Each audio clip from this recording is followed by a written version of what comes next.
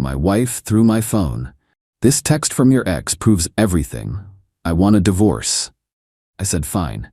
Then I hired a PI and discovered she was sleeping with my ex, and it was all a setup. I filed for divorce and sent the evidence to her parents. They are now frantically calling me to mediate. I, 38 male, am still trying to wrap my head around this whole dumpster fire. It's been a wild ride, and not the fun kind. It all blew up about a month ago. I came home from work, pretty standard Tuesday. My wife, Angela, 35, was sitting on the couch, arms crossed, radiating ice. Before I could even ask what was wrong, she chucked my phone at my chest. Hard. It clattered to the floor, screen thankfully intact. Then, in a theatrical rage, she grabbed her own phone from the coffee table and slammed it down, shattering its screen. "This is your fault," she shrieked before pointing a trembling finger at my phone on the floor.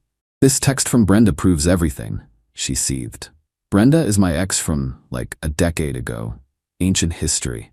The text on my phone read something like, "Last night was amazing. Can't wait to see you again, handsome. Same time next week." I stared at it, completely baffled. "Angela, what is this? I haven't talked to Brenda in years. This isn't real." Later, the PI, Mr. Scott, would find texts between Angela and Brenda, detailing how Angela waited for me to be in the shower, then used a burner phone to send that text to my phone, immediately deleting the evidence from the call log and the burner before discovering it, moments after I came out. "Oh, I'm sure," she scoffed. "I want a divorce, Eric. I'm done with your lies. 15 years together and this is how it ends? Over a text I never got, about a meeting that never happened?" The shock was there, but honestly, a weird kind of calm washed over me too. If she was going to believe this so easily after everything, my reply was short, "Fine." Something about her immediate jump to divorce and the theatrical phone destruction felt off. My gut screamed that this was more than just a misunderstanding. So the next day, instead of just moping, I did something I never thought I'd do. I hired a private investigator, told him the situation, asked him to look into Angela, and specifically any contact she might have had with Brenda, and how that text appeared. It took about 2 weeks. The PI, Mr. Scott, was thorough, and what he found? Man. Turns out, Angela wasn't just coincidentally finding a text. She and Brenda had been seeing each other for months. Months. The text, a complete fabrication, a setup they cooked up together. PI even got the details of the burner phone text maneuver to make me the bad guy, give Angela the excuse she wanted to leave, and probably take me to the cleaners in the divorce. Brenda, my ex, was helping my wife screw me over. The betrayal was a double whammy. The PI got photos of them together, dates, times, texts between them planning the whole thing. It was all there. My fine from 2 weeks ago solidified into a cold, hard resolve. I didn't confront Angela. What was the point? She'd already shown her hand. Instead, I took Mr. Scott's entire report, made a copy, and filed for divorce first thing Monday morning. Cited adultery with irrefutable proof of the affair and the conspiracy to fabricate evidence. Then I packaged up another copy of that report, photos and all, and couriered it to Angela's parents, Stephen and Helen. They always thought Angela was a saint, and I was lucky to have her. Not even 24 hours later, my phone started blowing up. Stephen, then Helen, then Stephen again. "Eric, we need to talk. Eric, there must be some mistake. Eric, you can't just do this. You need to come over. We can mediate. Work this out with Angela." Mediate? After that? I don't think so. I let it go to voicemail mostly, but the gist was clear. They wanted to play happy families and pretend their darling daughter hadn't orchestrated a massive deception. The rage is there, simmering under the surface, but mostly I just feel determined. She wanted a divorce, she's gonna get one, just not on her terms. Update 1 week later. Thanks for the comments on the original post, folks. Good to know I'm not totally out of line here. It's been an eventful week. So, Angela's parents, Stephen and Helen, didn't let up. After about the 10th call I didn't pick up, Stephen left a long, rambling voicemail. Started with how disappointed he was in me for being so hasty and unwilling to communicate. Then it shifted to how Angela is distraught and not herself, and how I clearly don't understand the pressure she's been under.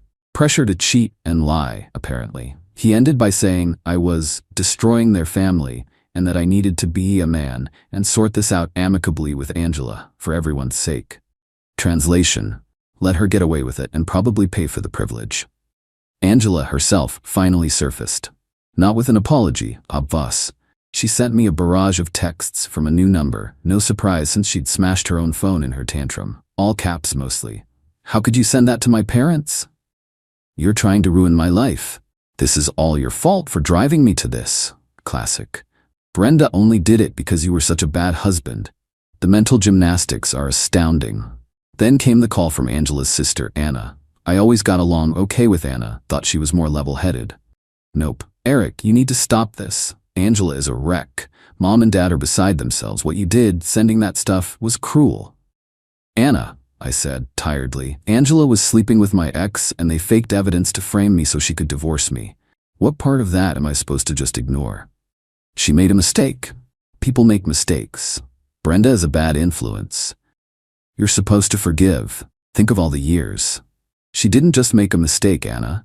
She orchestrated a deliberate setup. She chose this path. You're being vindictive. She needs support right now, not this onslaught. She'll get what's legally determined. Get, I replied. I've hired a lawyer. All future communication needs to go through her. Click. Speaking of which, I met with my lawyer, Miss Ruth. She's a shark. Exactly what I need. Went through the PI report. Her eyes lit up. She confirmed that filing first with this kind of evidence was a smart move. Her main advice was to document everything and not engage directly with Angela or her family. All comms through legal channels. Fine by me. Angela is apparently staying with Brenda. Good riddance. I had the locks changed on the house. It's in my name, bought before the marriage, though Miss Ruth says she'll still try to make a claim on appreciation. The mediate calls from Stephen and Helen have slowed down, probably because I just sent a polite email with Miss Ruth's contact details. Feeling less raw shock now, more like a grim sense of purpose. This is a mess, but it's a mess I'm going to clean up methodically. Update 2, 3 weeks later. Alright, buckle up. The Entitlement Express has picked up steam and the dirty tricks have officially begun. So Angela, through her new lawyer, a real pit bull type apparently, formally requested emergency temporary spousal support. The amount she asked for was insane. Enough to fund her current lifestyle with Brenda, plus her legal fees, plus a little extra for her emotional distress. The petition painted me as a controlling monster who cut her off from her rightful money. Reminder, she had a part-time job for her own spending, the main finances were managed from my income, and there are no joint accounts to speak of. She claimed she was on the verge of homelessness, despite shacking up with her affair partner. Miss Ruth, my lawyer, just about laughed when she saw the request. Our response was swift. A big fat no on the exorbitant amount, countered with a much, much lower figure based on actual need, which, given she's living with Brenda and has some income, is minimal. We attached excerpts from the PI report, highlighting the premeditated nature of the affair, the setup, and the fabrication of evidence. We also pointed out that she was the one who initiated the separation based on a lie. Then came Dirty Trick 1, an anonymous tip to my HR department. Claimed I was using company time and resources for my divorce. Total BS, I've been super careful, and that I'd been aggressive and unstable in the office. My boss, thankfully, knows me pretty well and called me in for a chat. I calmly explained the basics of what was happening, assured him it was contained, and he said the complaint was vague and seemed malicious. HR did their due diligence, found nothing, and dismissed it. But damn, that was low. Trying to mess with my job?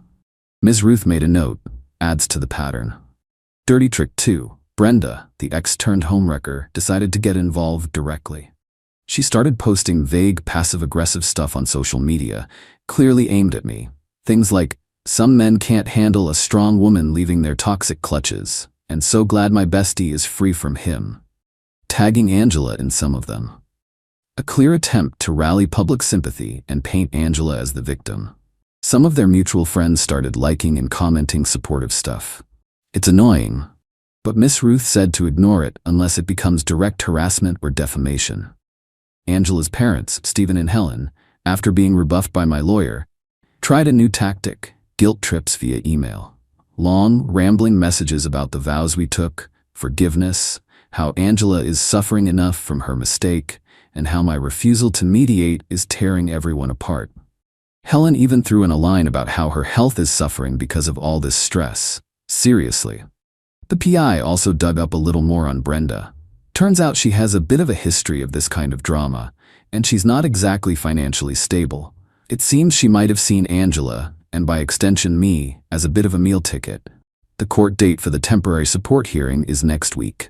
Angela will have to show up, look a judge in the eye, and explain why she deserves a mountain of cash after what she pulled. Ms. Ruth is confident. Me? I'm just tired of the games, but more determined than ever not to let them win. Every stunt they pull just reinforces that I made the right call. The final update, 7 months on. It's been about 7 months since the text that wasn't, and the world decided to go sideways. The divorce was finalized 3 weeks ago, and yeah, this is the last update. I'm done with this saga. The temporary support hearing was a trip. Angela showed up looking like a deer in headlights, Brenda hovering in the background of the virtual waiting room like a bad smell. Her lawyer tried to paint her as destitute and wronged. Ms. Ruth calmly presented the timeline, the PI report summaries, including the details of how the fake text was planted, the texts between Angela and Brenda, plotting the setup, and highlighted Angela's current living situation with Brenda. The judge was not impressed with Angela's dramatics. He asked her point-blank why she didn't try to discuss her supposed marital issues with me before orchestrating a fake affair reveal and fabricating evidence. Her answer about being intimidated was weak, and the judge saw right through it. She got a minimal amount of temporary support, barely enough to cover her share of a cheap coffee, let alone her old spending habits. The judge even commented that her current predicament was largely of her own making. That was a small, satisfying win. The attempts to mess with my job dried up after the first failed attempt. I think they realized I had good standing there, and it wasn't going to be easy. The divorce proceedings themselves were a grind. Angela and her lawyer tried to drag everything out, contesting every little thing. They argued she deserved a huge chunk of my premarital assets due to emotional investment and sacrificed career opportunities. Her part-time Etsy shop selling knitted hats was hardly a booming career she put on hold for me. The real fireworks happened during discovery. Miss Ruth went deep. And oh boy did we find some interesting things. Angela, bless her cotton socks, wasn't just relying on Brenda's support. She had been siphoning small amounts of cash from my wallet for months before D-Day, and also had a credit card in her name that she'd told me was canceled years ago, racking up debt for essentials like spa days and new clothes, clearly prepping her exit strategy. It wasn't a fortune, but it showed a pattern of deceit that went beyond just the affair and the setup. The revenge, if you can call it that, was serving them with the unvarnished truth, legally and repeatedly. When it came to the final settlement negotiations, Ms. Ruth laid out all our cards: the detailed PI report on the affair, and the setup, including the deliberate planting of the text, Angela's pre-divorce financial shenanigans with the secret card and cash, Brenda's less-than-stellar background, and the clear evidence of their coordinated campaign to defraud me. Angela's lawyer tried to argue marital misconduct doesn't affect asset division significantly in this state. Miss Ruth countered that while true to a point, fraudulent conduct to initiate said divorce, the fabrication of evidence and an attempt to gain an unfair financial advantage absolutely does, and so does dissipation of assets, the secret card debt. The mediation was tense. Angela was there looking sullen. Brenda was not invited. Stephen and Helen tried to show up for moral support and probably to try and influence things, but Miss Ruth had them barred from the actual mediation room. They were furious, muttering about how unfair the process was.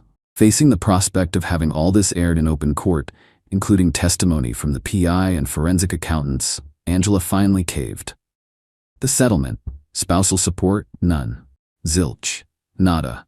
Her affair, the setup with fabricated evidence, and the hidden debt torpedoed that. The judge at the temporary hearing had already signaled his displeasure, and her lawyer knew a trial would be brutal. Assets. Since the house was premarital and I'd kept finances pretty separate, she wasn't entitled to much.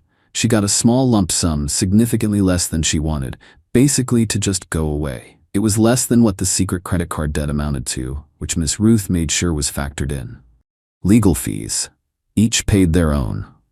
Given her stunt, I was happy not to be footing her bill. The aftermath? Angela is apparently still with Brenda, though I hear through the grapevine, Anna, who actually called to apologize to me a month ago, saying she finally saw the full extent of Angela's BS, that their blissful union is looking pretty rocky now, that the financial support from me didn't materialize, and Brenda is realizing Angela isn't exactly a high earner. They're apparently living in a tiny apartment, and Angela is having to work full-time at a retail job she hates. The calls from Stephen and Helen stopped completely after the mediation.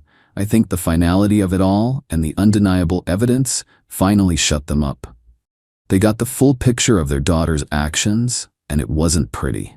No apologies from them, but their silence is telling. I'm not gonna lie, the last 7 months have been draining and expensive. But getting that final decree was like a massive weight lifted. I kept my house, my job, my dignity. The quiet in my house is actually peaceful now. It wasn't about some grand theatrical revenge.